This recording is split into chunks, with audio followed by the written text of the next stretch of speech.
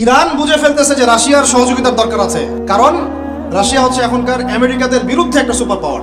এখন আমাদের 50টা পারমাণবিক অস্ত্র থাকার কথা ছিল, অ্যাটলিস্ট না থাকুক 5টা তো থাকার কথা ছিল। ওরা যদি আমাকে তাক করে রাখে আমিও তাক করে রাখতাম, বেটা তুই মারলে আমি মেরে দিব। যা, নবী সাল্লাল্লাহু আলাইহি ওয়াসাল্লাম বলেই গিয়েছিলেন শেষ জামানায় কাফের মুশরিকরা তোমাদেরকে এমন ভাবে আঁকড়ে ধরবে, ঘিরে ধরবে, যেন দস্তরখানায় সবাই খাবার খেতে বসেছে। সাহাবীরা ওই যুগে বলছিলেন, ইয়া রাসূলুল্লাহ সাল্লাল্লাহু আলাইহি ওয়াসাল্লাম, আমরা কি ওই সময় সংখ্যায় কম হব?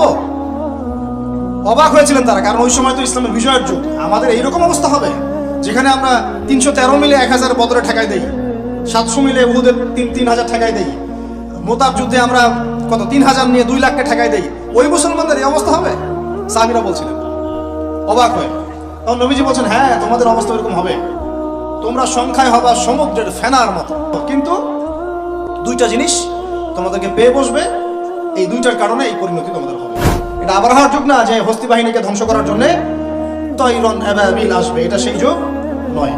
এখন আবাবিল আপনাকেই হতে হবে, আমাকেই হতে হবে। কথা কি বুঝতে পারছেন? এটা নিজেদের তাকদীর, নিজেদের ভাগ্য, নিজেদের মানে ভবিষ্যৎ আল্লাহর উপর তাওয়াক্কুল করে তার হুকুম মেনে আমাদেরকে করতে হবে ইনশাআল্লাহ। পৃথিবীর সমস্ত জুলুম উঠে যাবে ইনশাআল্লাহ। কোনো মাজলুমের অধিকার আর খর্বিত হবে না, প্রত্যেক মাজলুম তার অধিকার ফিরে পাবে ইনশাআল্লাহ। একটা বাচ্চার রক্তের প্রতিশোধ আমরা নিব ইনশাআল্লাহ। একটা বোনের ইজ্জতের বদলা আমরা নিব ইনশাআল্লাহ। একটা ভাই যাদেরকে অন্যায়ভাবে হত্যা করা হয়েছে, এদের রক্তের বদলা আমরা নিব ইনশাআল্লাহ। আমরা বেঁচে না থাকলে আমার সন্তান নিবে ইনশাআল্লাহ, ও বেঁচে না থাকলে তার সন্তান নিবে ইনশাআল্লাহ। আমরা কিছু ভুলি নাই, ভুলে যাবও না ইনশাআল্লাহ। এই দুনিয়া ততদিন পর্যন্ত ফানা হবে না যতদিন এই দৃশ্য বিশ্ববাসী না দেখছে ইনশাআল্লাহ। তোমাদের যা করার আছে করো, যা ইচ্ছা করতে থাকো। এখন বিশ্বের মুসলমানদের রক্তের হোলি খেলায় মেতেছে, যেখানে মুসলমান সেখানেই নির্যাতন, চায়নায় নির্যাতন, ওইখানে ইয়াতে কি বলবো ওটা কি সিরিয়াতে নির্যাতন, তারপর ইয়েমেনে নির্যাতন, ফিলিস্তিনে নির্যাতন, ইরাকে করে গেল, তারপরে যে লেবাননে করে, জর্ডানে করতেছে, আরব কান্ট্রিগুলোর মধ্যে, আফ্রিকার কান্ট্রিগুলো, যে কোনো জায়গাতে তাকান দেখবেন খালি মুসলমানদের উপর নির্যাতন নির্যাতন। এর জন্য শুধু ওরা দায়ী নয়, এর জন্য আমরাও দায়ী। কেন নির্যাতন আসবে না, কেন আল্লাহর গজব আসবে না? কারণ নবী সাল্লাল্লাহু আলাইহি ওয়াসাল্লাম বলেই গিয়েছিলেন শেষ জামানায় কাফের মুশরিকরা তোমাদেরকে এমন ভাবে আঁকড়ে ধরবে, ঘিরে ধরবে, যেন দস্তরখানায় সবাই খাবার খেতে বসেছে। মানে আমরা সবাই দস্তরখানায় খাবার খেতে বসে যেমন করে বসি একসাথে, ওইভাবে তোমাদের উপর আগ্রাসী হবে এরা। সাহাবীরা ওই যুগে বলছিলেন, ইয়া রাসূলুল্লাহ সাল্লাল্লাহু আলাইহি ওয়াসাল্লাম, আমরা কি ওই সময় সংখ্যায় কম হব? অবাক হয়েছিলেন তারা, কারণ ওই সময় তো ইসলামের বিজয়ের যুগ। আমাদের এইরকম অবস্থা হবে যেখানে আমরা 313 মিলে 1000 বদরে ঠেকাই দেই, 700 মিলে উহুদের 3000 ঠেকাই দেই, মোতাব যুদ্ধে আমরা কত 3000 নিয়ে 2 লাখকে ঠেকাই দেই। ওই মুসলমানদের এই অবস্থা হবে? সাহাবীরা বলছিলেন অবাক হয়ে। তখন নবীজি বলছেন, হ্যাঁ তোমাদের অবস্থা এরকম হবে, তোমরা সংখ্যায় হবা সমুদ্রের ফেনার মতো। সমুদ্রের দেখতে পারতেছেন এখন খালি নাম কাও আসতে মুসলিম বাড়তেই আছে, সমুদ্রের ফেনার মতো, কিন্তু 2টা জিনিস তোমাদেরকে পেয়ে বসবে, এই 2টার কারণে এই পরিণতি তোমাদের হবে। এক নম্বর হচ্ছে তোমাদের মধ্যে দুনিয়ার মহব্বত তোমাদেরকে পেয়ে বসবে, আর একটা ওয়াহান তোমাদেরকে ধরে ফেলবে। সাহাবীরা বলছে, ওয়াহান কি? নবীজি বলছে, তোমরা আল্লাহর পথে জীবন দিতে চাইবে না, এই ভয়, আল্লাহর পথে জীবন দেওয়ার ভয় তোমাদেরকে পেয়ে বসবে। এই 2টা যখন তোমাদেরকে পেয়ে বসবে, তখন এই কাফের মুশরিক মুনাফিক যারা যারা আছে সবাই মিলে তোমাদেরকে একটা কচু কাটা করে ফেলবে। হয়নি এখন এটা?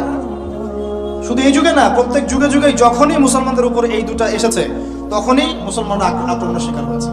কখনো তাতারিদের হাতে, চেঙ্গিস খানের বংশধর মনে আছে, মঙ্গলরা, ওরা এসে মুসলমানদেরকে একদম কেটে ফেলে দিয়েছিল। কতদিন? 40 দিনের মধ্যে বাগদাদে ওরা মনে হয় প্রায় 10 থেকে 15 লক্ষ মানুষকে হত্যা করেছে, ওই তাতারিরা মুসলমানদেরকে, আব্বাসীয়দের সঙ্গে। এরকম হিস্ট্রি অনেক আছে। তারপরে যখন এই ফাতেমি সাম্রাজ্য চলছিল, তখন ক্রুসেডাররা এসে মুসলমানদেরকে হত্যা করেছে। তারপরে আবার করেছে জেঙ্গিদের সময়, আইয়ুবীদের সময়, এমনকি মোগল সাম্রাজ্য। এর আগেও যখন দুনিয়া প্রীতি আর ওয়াহান ঢুকে গিয়েছিল, তখন দেখা গেছে যে মুসলমানদের মধ্যেই মারামারি চলতেছে। ওখান থেকে গিয়ে কর্ডোবা ইসলামী খেলাফত হয়েছে। এগুলি হিস্ট্রি পড়বেন, ইতিহাস নিয়ে ইনশাআল্লাহ একদিন কথা হবে। আমার নিয়ত আছে আপনাদেরকে হিস্ট্রি শোনানোর, একদম আদম আলাইহিস সালাম থেকে শুরু করে এই পর্যন্ত যা যা হয়েছে ইসলামের ইতিহাসে একটা একটা করে ধারাবাহিক পর্ব আকারে আসবে ইনশাআল্লাহ। এতে করে খুব অল্প সময়, হয়তো 10 মিনিটের মাদ্রাসা এমন হতে পারে, 10 থেকে 15 মিনিটের মাদ্রাসা, এর মধ্যেই একটা একটা করে পর্বে একটা একটা করে হিস্ট্রি আসবে ইনশাআল্লাহ। যদিও খুব টাফ এই কাজটা করা এবং এটার জন্য অনেক ইনভেস্টমেন্টের দরকার, আল্লাহ পাক যেন সহজ করে দেন। তো মূল কথাটা ভাই বলছি যে যখন আমরা এভাবে দুনিয়া প্রেমে ঢুকে গিয়েছি এবং আল্লাহর পথ থেকে সরে আসছি, মার খেতে হয়েছে। এখন আমাকে বলেন তো দেখি, আমরা কি আমাদের অবস্থার উন্নতি চাই না? এতক্ষণ যা বুঝালাম এতে কি বুঝতে পারলেন যে দিন এখন শুধু একটা নিভু নিভু বাতির মতো জ্বলছে? গুটি কয়েক মানুষের মধ্যে হক সীমাবদ্ধ হয়ে যাচ্ছে। প্রবলেমগুলো কি আপনারা ফাইন্ড আউট করতে পারেন? প্রবলেমগুলো দেখেন। সারা বিশ্বে ইসলামিক কোনো খেলাফত আছে? ইসলামের কোনো ঐক্য আছে? একজন আমিরুল মুমিনিন আছে? একটা জামাআত আছে? একটা ইমারা আছে? আমাদের কি অর্থনৈতিক শক্তি আছে? ভিত্তিটা নাই। পুরো বিশ্বের রাজনৈতিক ক্ষমতাকে আমরা নিয়ন্ত্রণ করি না। পুরো বিশ্বের মিডিয়াগুলো কি আমাদের? এমনকি যেগুলোতে রেকর্ড করছেন, যে ফোন আপনার হাতে, সেটাও তাদের। এটাও কাদের? তাদের। পুরো বিশ্বের যে ফিলোসফিক্যাল থটসগুলো আছে, দর্শন, এই দর্শনগুলো আমাদের চলছে না ওদের চলছে? সব পশ্চিমা দর্শন চলছে না? এই যে নাস্তিকতা, কাদের দর্শন? আমাদের। এই যে সেকুলার কনসেপ্ট, কাদের দর্শন? আমাদের দর্শন। এই যে সো কল্ড ডেমোক্রেসি, কাদের দর্শন? আমাদের। এই যে ন্যাশনালিজমে আমরা ভুগছি, সবাই জাতি চিন্তা করি। মানে ওই ইয়েমেনে একটা মুসলমান মরলে আমার লাগে না, কেন লাগে না? ও তো ইয়েমেনি, আমি তো বাংলাদেশি। এই যে গোত্রীয় বিভাজনটা আমরা করেছি ন্যাশনালিজমের মাধ্যমে, এতে করে ইউনিটিটা নষ্ট হয়ে গেছে। গোত্রে মানুষ থাকতে পারে, কিন্তু সবার মধ্যে একটা হৃদ্যতার বন্ড থাকতে হবে। এইটা ইসলাম দিয়েছিল। আনসার, মুহাজির, দুইটা আলাদা শব্দ না? দুইটা আলাদা বৈশিষ্ট্য, কিন্তু তারা কি আলাদা ছিলেন? একদম নিজের মায়ের পেটের ভাইয়ের চেয়ে বেশি, তাই না? এটা ইসলাম। আর আমরা যদি বলি আনসার এক গ্রুপ, মুহাজির আরেক গ্রুপ, আনসারকে মারলে আমার কি, আমি তো মুহাজির, মুহাজিরকে মারলে আমার কি, আমি তো আনসার। এই কনসেপ্টটা হচ্ছে একটা ন্যাশনালিজম কনসেপ্ট চলছে। ও দিয়ে দিল ফরাসি বিপ্লবের পর থেকে, 1789 সালের পর থেকে এগুলো আসছে ওয়ার্ল্ডে। 1789 থেকে শুরু করে 1914 পর্যন্ত এই সময়টাতে তারা বিশ্বটা দখল করেছে। কত সময়? 1789 থেকে 1914, এই যে সময়টুকু, এর মধ্যেই পশ্চিমারা বিশ্বটাকে দখল করেছে। আবার নতুন করে কোন জায়গা দখল করেছে? প্রথমে পলিটিক্স, প্রথম জায়গাটা কি? পলিটিক্স। তারপরে সামরিক শক্তি, ওদের মানে এক্সট্রাঅর্ডিনারি সামরিক শক্তি তারা বিশ্বকে দেখিয়েছে। আপনি যত কথা বলেন, একদম পারমাণবিক বোম রেখে দিব তাক করে, আর বেটা তুই কথা বলতে পারবি না, এরকম একটা অবস্থা। বিশেষ করেন ব্যাপারটা এরকম, পুরো জাতি নিয়ে আপনি একটা ঐক্যবদ্ধ শক্তি করতে চান, একটা মিসাইল, পারমাণবিক মিসাইল এরকম রেখে দিবে, এই বাড়াবাড়ি করো না বেশি, একদম দিব লঞ্চ করে, বাস আপনি চুপ, একদম চুপ। কারণ ওইটা প্রতিহত করার তো আমার কাছে ওই নাই, ক্ষেপণাস্ত্র প্রতিরক্ষা সিস্টেম তো নাই। এখন আমি যদি বলি, আমার কথা কি মন খারাপ করবেন? আমি যদি বলি যে বিগত 50 বছরে আমাদের দেশ স্বাধীন হয়েছে কবে বলেন? 71, এখন কত? 23, কত বছর বলেন? আমরা কি একটাও ক্ষেপণাস্ত্র তৈরি করতে পারলাম না? এই বিশ্বে এই ধরনের প্রযুক্তি ছাড়া কেউ টিকে থাকতে পারে? এটা কি ঢাল তলোয়ারের যুগ যে ওরা এগুলো বানাবে আর আমরা ঢাল তলোয়ার নিয়ে বসে থাকবো? কি করলাম আমরা বলেন? আপনারা তো রাগ করেন কথা বললে, রাগ না করে একটু ভালো করে মন দিয়ে শুনেন না, মন দিয়ে চিন্তা করেন না। কি করলাম আমরা এতদিনে? আমাদের 50টা ক্ষেপণাস্ত্র থাকার কথা ছিল, আমাদের 50টা পারমাণবিক অস্ত্র থাকার কথা ছিল। কিসের ভিত্তিতে আমরা লড়াই করব? কিসের ভিত্তিতে আমরা লড়াই করব? মিয়ানমার যদি আমাদেরকে কালকে চাপ দেওয়া শুরু করে, আমরা কিসের ভিত্তিতে লড়াই করব? কি নিয়ে লড়াই করব? এমনকি পুরো মুসলিম বিশ্বের বড় বড় পরাশক্তিগুলোর সাথে আমাদের সম্পর্ক কতটুকু ভালো? ইরান বুঝে ফেলতেছে যে রাশিয়ার সহযোগিতার দরকার আছে, কারণ রাশিয়া হচ্ছে এখনকার আমেরিকাদের বিরুদ্ধে একটা সুপার পাওয়ার, তাই না? অনেক কান্ট্রি এখন ওদের সাথে যুদ্ধ করতে গেলে রাশিয়ার সাথে বন্ডিং করে। এটা ওয়ার্ল্ড অ্যাফেয়ার্স। আমরা বিগত 50 বছরে কি করতে পারি না, ব্যর্থতার ইতিহাস রচনা করা যাবে। কি বলতেছেন আপনি? কি বলতে চান? এটা রচনা করা যাবে একটা ইতিহাস। পদে পদে দুর্নীতি করেছে, পদে পদে টাকা আত্মসাৎ হয়েছে, পদে পদে হক নষ্ট করা হয়েছে। এগুলো সব আমাদের সম্পদ ছিল, জনগণের ছিল। আমি কোনো পলিটিক্যাল পার্টি করি না, কখনো করিও নাই, আমার করারও কোনো শখ নাই। কিন্তু একজন জনগণ হিসেবে, সাধারণ জনগণ হিসেবে এই কথাগুলো বলছি। প্রত্যেক পদে পদে দুর্নীতি, টাকা আত্মসাৎ, সিস্টেম লস। কেন?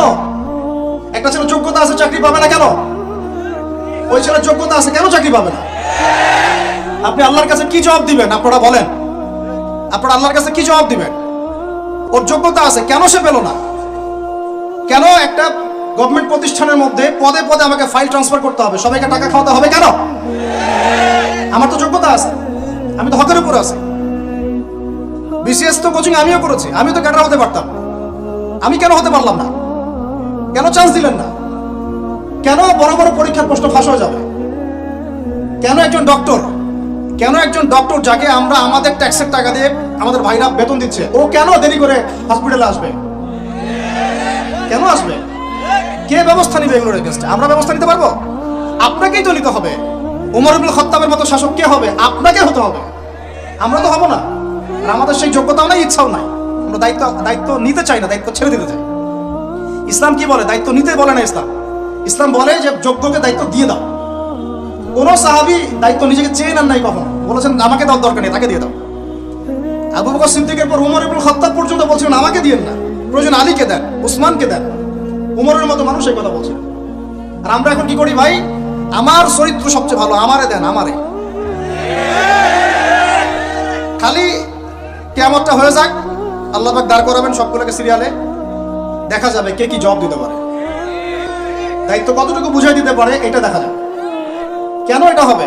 আমার কথা রাগ করেন না প্লিজ। এখন আমাদের 50টা পারমাণবিক অস্ত্র থাকার কথা ছিল, অ্যাটলিস্ট না থাকুক 5টা তো থাকার কথা ছিল। ওরা যদি আমাকে তাক করে রাখে, আমিও তাক করে রাখতাম। বেটা তুই মানলে আমি মেরে দেবো, যা। উত্তর কোরিয়ার মতো একটা কান্ট্রি, আমার সাবজেক্টে এগুলা, আমরা ইউনিভার্সিটিতে এগুলোই পড়েছি। ও একটা কান্ট্রি, কতটুকু কান্ট্রি জানেন? উত্তর কোরিয়া দক্ষিণ কোরিয়া একসময় মারামারি করতো, এই মারামারি লাগিয়ে দিয়েছিল পশ্চিমারা। পরে উত্তর কোরিয়ার প্রেসিডেন্ট ওই বলা থেকে বের হয়ে যায়, বলা থেকে বের হয়ে চায়নার সাথে বন্ডিং শুরু করে, রাশিয়ার সাথে বন্ডিং শুরু করে ওদের সাপোর্টে সে আস্তে আস্তে নিউক্লিয়ার ডিভাইসগুলো তৈরি করা শুরু করেছে। করার পরে এখন এই মাত্র বেশি না, 20 থেকে 25 বছরে ওরা এমন একটা জায়গায় চলে গেছে, খাইতে পারুক না পারুক পারমাণবিক বোমা একদম তাক করে রেখে দিয়েছে। পশ্চিমারা ওখানে নাক করতে পারে না, ও নাক করতে পারে আমার কাছে এসে, আমাকে বলে স্যাংশন দিবে, আমাকে বলে তোমাকে ভিসা নীতি বাতিল করে দিব, আমাকে বলতে পারে, ওকে বলতে পারবে না তো, কারণ ওর কাছে ওইরকম অস্ত্র আছে, দিবে একটা মায়েরা, যা বেটা। ওর পার্ল হারবার আছে সামনে জাপানের ওখানে। কারণ এটা এমন একটা বিষয় যে একটা যদি সে মারে, আর এও তো একটা মারতে পারবে। একটা বোমা পড়লে পুরো জাতি একদম মুহূর্তের মধ্যে ছাই হয়ে যাবে।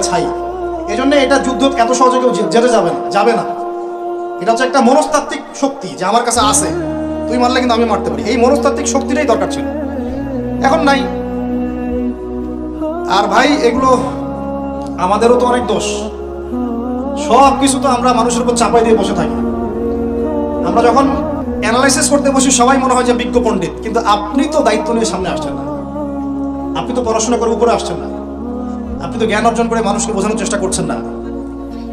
আমরা তো আমাদের দায়িত্ব পালন করছি না, করছি কি? আল্লাহ পাক আমাদের সবাইকে বিচক্ষণ হওয়ার তৌফিক দান করেন। কয়টা সায়েন্টিস্ট তৈরি হয়েছে আমাদের? বলেন, কয়টা সায়েন্টিস্ট তৈরি হয়েছে আমাদের জাতির মধ্যে? নাস্তিক তো ভরি ভরি তৈরি হচ্ছে। কয়টা সায়েন্টিস্ট তৈরি হয়েছে আমাদের ইউনিভার্সিটিগুলোর মধ্যে? কয়জন অর্থনীতিবিদ তৈরি হয়েছে ইউনিভার্সিটিগুলোর মধ্যে? আমিও তো পড়ছি ইউনিভার্সিটি। ছেলে মেয়ে একসাথে বসে গান গল্প করে, চীনা বাদাম খায়। কোনো সময় স্যার আর ছাত্রীর প্রেম হয়ে যায়। আমি বলছি না কিছুই হয় না, পড়াশোনা তো হয়, সিস্টেম তো অনেক সুন্দর, টাকা পয়সা সরকারি অনেক খাচ্ছেন আপনারা। কিন্তু এখন কথা হচ্ছে গভর্নমেন্টের যে এত টাকা পয়সা খাচ্ছেন, রেজাল্টটা কি দিচ্ছেন? কি জাতি উপহার দিচ্ছেন আপনারা? কোন প্রজন্ম উপহার দিচ্ছেন? এগুলো কি গভর্নমেন্ট টাকা আপনারা কি মনে করেন? এই ট্যাক্সের টাকাকে কি মনে করেন? এগুলো মানুষের আমানত, রক্ত ঘাম করা পয়সা। আপনাকে বেতন দেওয়া হচ্ছে, আপনাকে ফ্ল্যাট দেওয়া হচ্ছে, আপনাকে গাড়ি দেওয়া হচ্ছে, ওগুলোর দিকে তো চোখ দেন না। আমরা একটু এক্স করোলা গাড়িতে চললেই একদম নজরদারির মধ্যে চলে আসি। গাড়ি কোথেকে আসলো? আমার গাড়ির দাম তো 6 লাখ টাকা না 7 লাখ টাকা, আপনার গাড়ির দাম তো 50 লাখ টাকা। আর এইগুলো আমাদেরকে মানুষ ভালোবেসে হাতিয়ে দিয়েছে। আপনাকে ভালোবেসে না দিলে আমি কি করতে পারি? আমার কিছু করার আছে? তো মূল জায়গাগুলো তো আমরা দেখি না। সব সমস্যা ইসলামকে নিয়ে চুলকানি নাকি? খালি ইসলামকে নিয়ে চুলকানি হয়? মূল জায়গায় আসেন। আমি বলেছি, চ্যালেঞ্জ করেছি, একটা মাঠের মধ্যে আপনি সমস্ত সেকুলার মহলের টিচারদেরকে একত্রিত করেন, আপনি উদ্যোগ নিয়ে করেন দেখি, করে সবার কোরআন তেলাওয়াত টেস্ট করেন। আমি চ্যালেঞ্জ করতেছি 10% কোরআন তেলাওয়াত ঠিক থাকবে না। তাদের হাতে আপনি একটা জাতি করতেছেন, তাহলে শিক্ষা তো এই অবস্থা হবেই। ব্যাংক লাভ তো আপনাকে শিখাবে, আর কি শিখাবে? ইসলাম এবং জেনারেল শিক্ষা, ইসলামী শিক্ষা, এইটাকে সমন্বয় করাটা এখন সময়ের দাবি হয়ে গেছে। এই দুটাকে সমন্বয় না করতে পারলে আল্লাহর কসম এই জাতিকে বাঁচাতে পারবেন না আপনি। এখন টিকটক দেখতেছেন, সামনে কোন টক আসবে আল্লাহ ভালো জানে, আল্লাহ ভালো জানে। এখানে আপনার ঘরেও তো দেখবেন যে একটা অপদার্থ পয়দা হয়ে গেল। কত এরকম ছেলে তার বাবা মাকে বৃদ্ধাশ্রমে পাঠিয়ে দিল, সন্তানের হাতে মা খুন হলো। এই তো কয়েকদিন আগে এক পুলিশ অফিসার খুন হয়েছিল এক সন্তানের হাতে, মনে নাই আপনাদের এগুলা? তাহলে আমরাই তো আমাদের ঘরে সাপ তৈরি করতেছি। ভাববেন না যে এগুলোর ফলে শুধু সমাজে একটা প্রভাব বিস্তার হবে, আমার ঘরে কিছু হবে না, কখনো নয়। আমিও এফেক্টেড হব, আমার ঘরেও আসবে।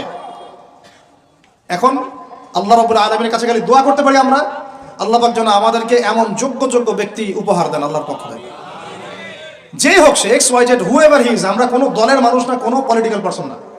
এক্স ওয়াই জেড যে হোক না কেন, আমরা চাই সৎ, যোগ্য, ইমানদার মানুষ। সৎ, যোগ্য, ইমানদার মানুষ যারা তাদের এই ক্ষমতাটাকে, এই প্রতিভাটাকে দিনের জন্য কাজে লাগাবে ইনশাআল্লাহ। এরকম মানুষ চান না আপনারা? এটা দোয়া করতে হয়, আল্লাহ যেন কবুল করেন, আমিন। আর আমাদেরকেও হতে হবে আনুগত্যশীল, এবং আমরা শান্তিপূর্ণ কোনো পরিবেশের মধ্যে বিদ্রোহ করতে যাব না। কারণ এগুলো করলে রাষ্ট্রের আরো ক্ষতি হয়, উপকার হচ্ছে কি হয়, ক্ষতি বেশি হয়। আমরা দোয়া করব, চেষ্টা চালাবো, আল্লাহ রাব্বুল আলামিনের কাছে মুজাহাদা চালিয়ে যাব, এবং আমরা গঠনমূলক সমালোচনার মধ্য দিয়ে আমরা তাদের কাজের পজিটিভ নেগেটিভ বিষয়গুলো উপস্থাপন করতে পারি। এরপর যদি তারা দাওয়াত কবুল না করে, তাদের কবর তাদের, আপনার আমার কবর আমাদের। লাকুম দীনুকুম ওয়ালিয়া দীন। ব্যাস, এটা আমাদের দায়িত্ব। এখন আমার কথাটা আমি গুছিয়ে নিব, কনক্লুশনের দিকে একটু আমার দিকে মনোযোগ দেন। আর শেষে গিয়ে আমি আপনাদেরকে 5টা প্রশ্ন করবো। কয়টা ভাই? সেরা 5 জন, যে 5 জন অ্যান্সার দিতে পারবেন তাদের জন্য আমি হাদিয়া নিয়ে আসছি। 5টা বই আমি আমার পক্ষ থেকে উপহার দেবো ইনশাআল্লাহ। ঠিক আছে? এই যে লেকচারটা দিয়েছি এর উপরেই 5টা প্রশ্ন হবে ইনশাআল্লাহ। দেখবো কে কতটুকু লেকচার শুনেছে। কনক্লুশনটা এখন শোনেন। পুরো বিশ্বের প্রেক্ষাপটটা এখন আমাদের অনুকূলে না।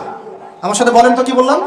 পুরো বিশ্বের প্রেক্ষাপটটা আমাদের অনুকূলে না। বিশ্বের বড় সেক্টরগুলো মনে রাখবেন, বড় সেক্টরগুলো হচ্ছে 1 রাজনীতি, 2 ভূ রাজনীতি, 3 অর্থনীতি, 4 সংস্কৃতি, 5 শিক্ষা, এবং 6 প্রযুক্তি। কটা বললাম? 6। এই প্রতিটা বিষয় এখন আমরা নিয়ন্ত্রণ করি না, এটাই বাস্তব, এটাই সত্য। কারা নিয়ন্ত্রণ করে? ইসলামের দুশমনরা করে, ইসলামের দুশমনরা করে। তো এরা হচ্ছে এই বিষয়গুলো নিয়ন্ত্রণ করে, প্রতিটা বিষয়, প্রত্যেকটা বিষয়। ব্যাংকিং সিস্টেমে আমরা ফিউচারটাও জানি, বর্তমানটাও বুঝতে পারছি। মাঝখানে একটা প্রজন্ম দরকার। আমরা যদি আল্লাহর কবুলিয়ত পাই, হয়তো আমরা যদি এই সময়টা পেয়ে যাই। যদি আমরা না পাই, আমাদের ফিউচার জেনারেশন, যদি তারা না পায়, তাদের ফিউচার জেনারেশন, এভাবে হয়তো চলতে থাকবে।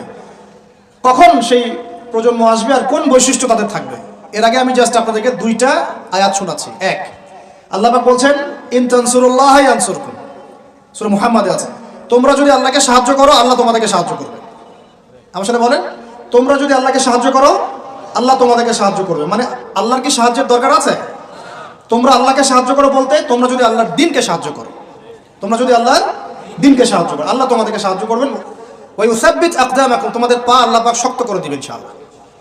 একটা। 2 নাম্বার, ইন্নাল্লাহা লা ইউগাইয়িরু মা বিকওমিন হাত্তা ইউগাইয়িরু মা বিআনফুসিহিম, আল্লাহ পাক কোনো কওমের, কোনো জাতির অবস্থা ততক্ষণ পর্যন্ত পরিবর্তন করেন না, সংশোধন করেন না, যতক্ষণ তারা নিজেরাই নিজেদের অবস্থা পরিবর্তনের চেষ্টা না করে। আয়াত তো পরিষ্কার। এখন তৈরন আবাবিল আসবে না, এসে ইসরায়েলে হামলা করবে না, হতে হবে, আমাকেই হতে হবে। কথা কি বুঝতে পারছেন?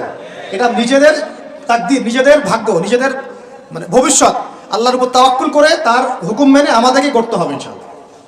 তাহলে কোন কোন বৈশিষ্ট্য লাগবে একটু খালি বলে শেষ করে দিই। 1, এমন প্রজন্ম চাই যেই প্রজন্ম 5 ওয়াক্ত নামাজ পড়ে। রাজি আছে কিনা ইনশাআল্লাহ? জোরে বলেন ইনশাআল্লাহ। আল্লাহ সাক্ষী থাকুন, আমিন। এমন প্রজন্ম চাই যেই প্রজন্মের প্রত্যেকটা মুসলিম পরিবারের 100% নামাজি মাশাআল্লাহ। এটা না হওয়া পর্যন্ত বড় বয়ান করেও কোনো লাভ নেই। 1, ঠিক আছে ভাই? রাজি আছি তো ইনশাআল্লাহ? আজকের পর থেকে নামাজ ছাড়বো? আল্লাহ পাক আমাদেরকে নামাজ শক্ত করে ধরার তৌফিক দান করুন। আর নামাজটা ভালো করে শিখে নেবেন, ধীর স্থিরভাবে পড়বেন, তাড়াহুড়া করবেন না, ঠিক আছে? 3G 4G না, শান্তভাবে পড়বেন। 2, আমরা এমন প্রজন্ম চাই যেই প্রজন্মের 100% মুসলমান কোরআন তেলাওয়াত করতে পারে। রাজি আছি কিনা ইনশাআল্লাহ? আগামী বছর ওয়াজ করতে আসার আগেই আপনাদের সবার কোরআন তেলাওয়াত সহি চাই ইনশাআল্লাহ। রাজি আছেন ইনশাআল্লাহ? আল্লাহকে কথা দেন, রাজি আছেন? অবশ্যই কোরআন তেলাওয়াত শিখতেই হবে। যেমনি পারেন, যেভাবে পারেন, যত টাকা লাগুক, যার কাছে যেতে হয় হোক, যত দূরে সফর করতে হয় হোক, আপনার দায়িত্ব এটা, আমার দায়িত্ব না, হুজুরের দায়িত্ব না, এটা আপনার দায়িত্ব। আপনি কিভাবে শিখবেন আপনার ফিকির। 3 নাম্বার, আমরা এমন প্রজন্ম চাই যেই প্রজন্ম ভিতরে বাহিরে সুন্নতের অনুসারী। রাজি আছি ইনশাআল্লাহ?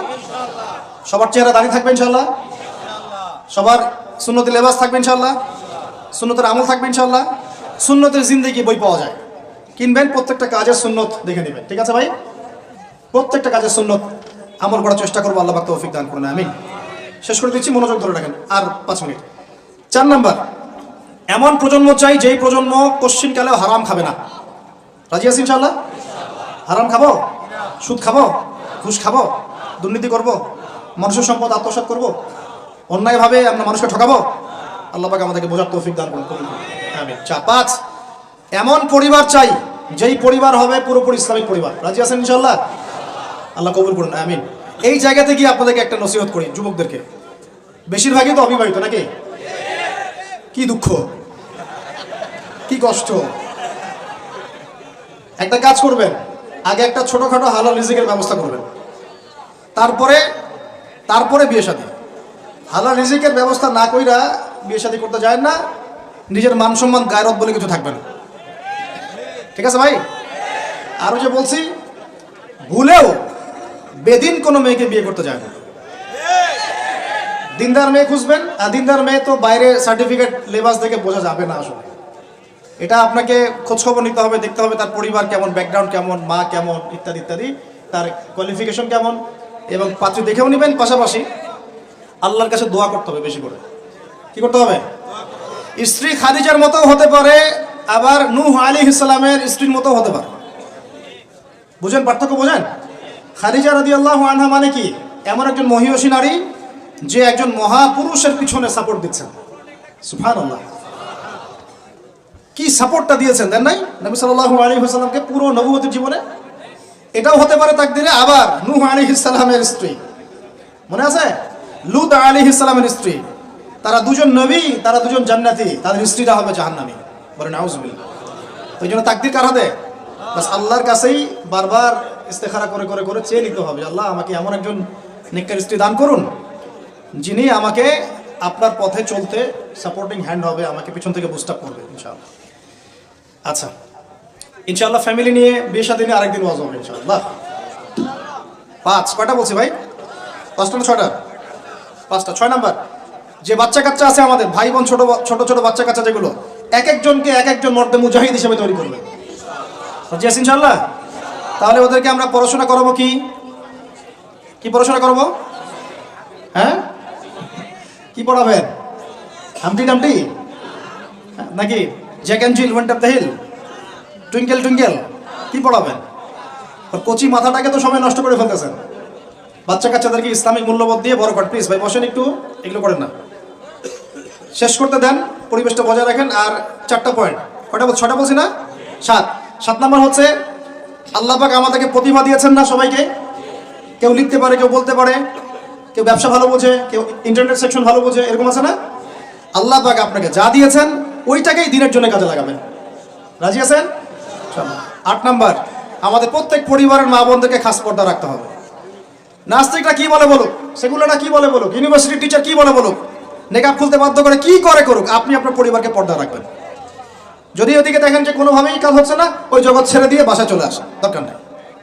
দরকার নেই পড়াশোনা। আমি আমার মেয়েকে মাদ্রাসায় পড়াবো, দরকার নেই আমার এই পড়াশোনা। ঠিক আছে? প্রয়োজনে নিজে প্রতিষ্ঠান করে আপনার সন্তানকে পড়াবেন। আপনার সামর্থ্য আছে, নিজে প্রতিষ্ঠান করেন, করে সন্তানকে পড়াশোনা করেন ইনশাআল্লাহ। আগে কি প্রতিষ্ঠান ছিল নাকি? যে যুগটা সোনালী যুগ, ওই যুগে কোনো শিক্ষা প্রতিষ্ঠানই ছিল না। মানুষ ওস্তাদের কাছে ম্যান টু ম্যান পড়তো। একজনের কাছে কোরআন, একজনের কাছে হাদিস, একজনের কাছে উসুল, একজনের কাছে আরবি, এভাবে পড়তো মানুষ। ওরা মানুষ হয় নাই? তো এখন পরিবেশ গড়ে তোলার ফিকির করবো। যদি না পারি, আমার সন্তানকে আমি ইসলামিক লাইনে পড়াবো ইনশাআল্লাহ। সামর্থ্য থাকলে নতুন নতুন প্রতিষ্ঠান গড়ে তুলবো ইনশাআল্লাহ। ওয়াজ করে আমার কোনো লাভ নাই। তৌফিক দান করেন। সাহাবীদের যুগে, যেই যুগে মুসলমানরা বিশ্বকে শাসন করেছিল, ওই যুগে একটা ঘর ছিল না যেই ঘরে এমন একজন মানুষ ছিল যে কোরআন তেলাওয়াত করতে পারতো না। একটা বাড়ি দেখাতে পারবেন না যে বাড়ির মধ্যে এমন কোনো মানুষ আছে যে কোরআন তেলাওয়াত করতে পারে না। পারবেন? সাহাবীদের যুগে একজন সাহাবী দেখাতে পারবেন যে কোরআন তেলাওয়াত করতে পারতেন না? সাহাবীদের যুগে আপনি এমন একটা ঘর দেখাতে পারবেন যেখানে হাফেজে কোরআন নাই? সাহাবীদের যুগে আপনি দেখান, আমাকে দেখান একটা বাড়ি দেখান যেখানে দ্বীনি ইলমের গভীরতা নাই এমন মানুষ আছে, পাবেন? ওই যুগে আমরা বিশ্বকে শাসন করেছিলাম। আর এখন ওই যে বললাম, যদি বলি কোরআনের জন্য কে কে জীবন দিতে চান, সবাই হাত উঠাবে। এমনকি যদি অতি উৎসাহে কাউকে বলা হয় রাস্তায় নামতে হবে, দেখবেন রাস্তায় নেমে যাবে, বুঝুক আর নাই বুঝুক। কিসের জন্য নামছে সে জানে না, অত কিছু বুঝে না, আবেগ। ওয়াল্লাহি আল্লাহর কসম করে বলছি, আবেগ দিয়ে এই বাংলার জমিনে দিন কায়েম হবে না। যদি হতো তাহলে 100 বছর আগেই হতো, যদি হতো তাহলে অনেক আগেই হতো। এখনো হয়নি কেন? আর হয়নি যে এটা কি আপনারা বুঝেন? আমি এখানে কি করছি? দিনের দাওয়াত দিচ্ছি। কি করছি ভাই? দাওয়াত তো ঠিক বলা যাবে না, এটা হচ্ছে ইসলাহি কথা, ইসলাহি মজলিস। দাওয়াত মানুষ দেয় অমুসলিমদেরকে, অমুসলিমদেরকে ইসলামের দাওয়াত দেওয়া হয়। আপনারা সবাই মুসলিম, আপনাদেরকে দাওয়াত দেওয়ার কিছু আছে? কালিমা লা ইলাহা ইল্লাল্লাহ আপনারা তো সবাই বুঝেন, হয়তো বুঝেও শিরক করতে পারেন, এটা আলাদা বিষয়। অনেকে কালিমা পড়ে ঠিকই কিন্তু শিরক করে, আকীদার মধ্যে শিরক থাকে, আমলের শিরক থাকে, কথায় শিরক থাকে।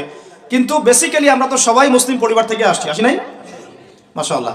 তা আপনাদেরকে আমি ইসলাহের জন্য কথা বলতে পারি, ইসলাহি কথা। মূল কথা হচ্ছে আমি আপনাদেরকে ইসলাহ সংশোধনের কথা বলছি। আমি এখানে দিন কায়েম করতে পারবো না, সেই অথরিটি, সেই সভরেন্টি আমার কাছে নাই। কি নাই? সেই অথরিটি, সভরেন্টি আমার কাছে নাই। এই এলাকায় যদি কেউ মদ পান করে, আপনি কি তাকে 40টা বেত্রাঘাত করতে পারবেন? আপনি কেন, যিনি এখানকার দায়িত্বশীল তিনিও পারবেন না। পারবেন? খোলামেলা কথা বলেন, পারবে? একজন যদি চুরি করে, ওই যে মসজিদে শীতকালে চোর বেড়ে যায় না, এখন চুরি তো বেড়ে গেছে, আপনারা বুঝেন না? চুরি বেড়েছে সমাজেও, চুরি বেড়েছে অর্থনীতিতে, চুরি বেড়েছে দায়িত্বে। মানুষ দায়িত্বে চুরি করে, অর্থনীতির মধ্যে চুরি করে, মানুষ আমানতের খেয়ানত করে। এটাই তো এই যুগ। প্রত্যেকটা জায়গায় খেয়ানত, প্রতিটা জায়গাতে খেয়ানত। কোত্থেকে শুরু করব? মনে করেন আমি গিয়েছি বাজারে, আপনি গিয়েছেন বাজারে, ওই যে বাজারে পণ্য কিনছেন, সবজি মাছ মাংস, ওর মধ্যেও চুরি আছে। ওখানে পেস্টিসাইড মিশিয়েছে, প্রতারণা। মাপে কম দিচ্ছে, প্রতারণা। ফের দিয়ে দিচ্ছে, চুরি। এগুলো কি বলেন? সোজা কথা, এগুলো কি? চুরি, প্রতারণা। তো এবার এ যে প্রতারণা করে যে টাকাগুলো আমার কাছ থেকে নিল, ওই টাকা আবার অন্যায়ভাবে আর এক দল চাঁদাবাজ এসে নিয়ে গেল। জালেমের উপর জুলুম, জালেমের উপর জুলুম।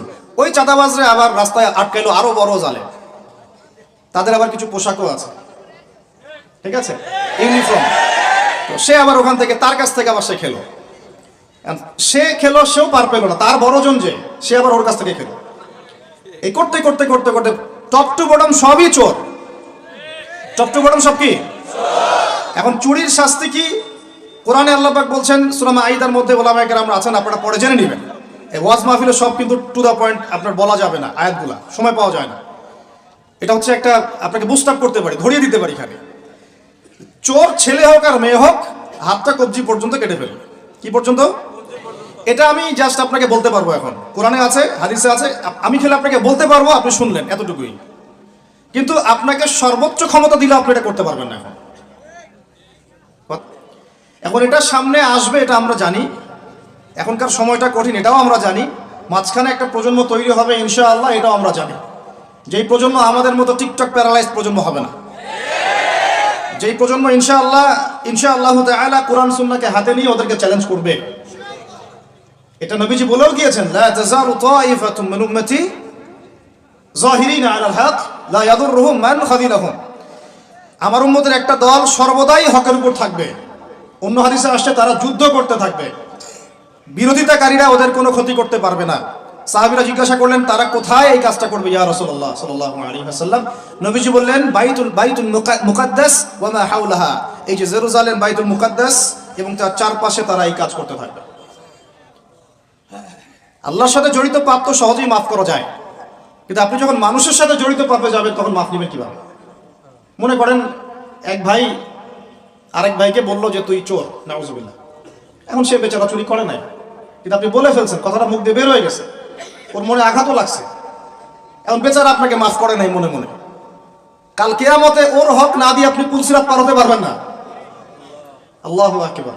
আল্লাহ পাকের ইনসাফ এবং বিচার এত সূক্ষ্ম হবে। কত সূক্ষ্ম আপনাকে আমি একটা হাদিস থেকে খালি বলি, 1 মিনিট। একটা শিংওয়ালা ছাগল, ছাগলের শিং আছে। দুনিয়াতে একটা ছাগলকে গুঁতা দিয়েছে, ওই ছাগলের বেচারার শিং ছিল না।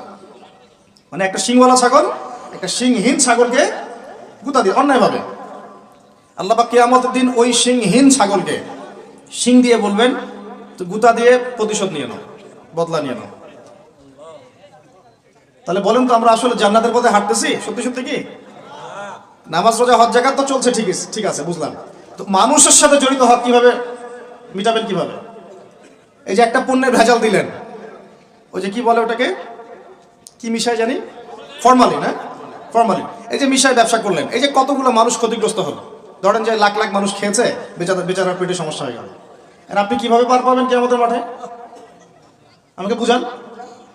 মাপে আপনি কম দিলেন, ঠকালেন বেচারাকে, ওর হক ছিল, পার পাবেন কিভাবে?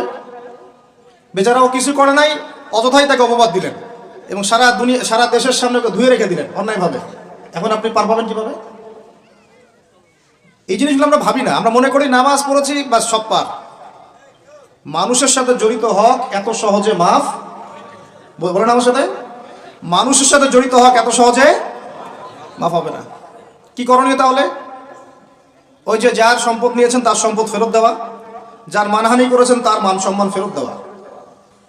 এখন যে মেয়েটার মান সম্মান হানি করে ফেললেন, এই যে মেয়েটার ইজ্জত নিয়ে নিলেন, এখন কি হবে? কেমন করে ফেরত দিবেন? কিভাবে ফেরত দিবেন? যাকে ধর্ষণ করলেন, যাকে মিথ্যা অপবাদ দিলেন, যার সাথে জেনা করে ফেললেন, ভাবা উচিত না এগুলো? মনে রাখবেন, বড় বড় পরহেজগার, দুনিয়াতে যাদেরকে খুব বড় বড় পরহেজগার মনে হচ্ছে, এমন অনেক মানুষ আল্লাহ না করুক কালকে আমাদের মাঠে জাহান্নামে যাবে। এই জন্য আমরা বলি যে ভাই আমাদেরকে নিয়ে আমরা তো কিছুই না, আমরা তো ডাস্টবিনের আবর্জনাও না। যে যুগ চলে গেছে ইসলামদের, ওই যুগের তুলনায় কোরআনে যা পড়ি আর হাদিসে যা দেখি আর সিরাতে যা বুঝি, এর তুলনায় আমরা ডাস্টবিনের আবর্জনাও না।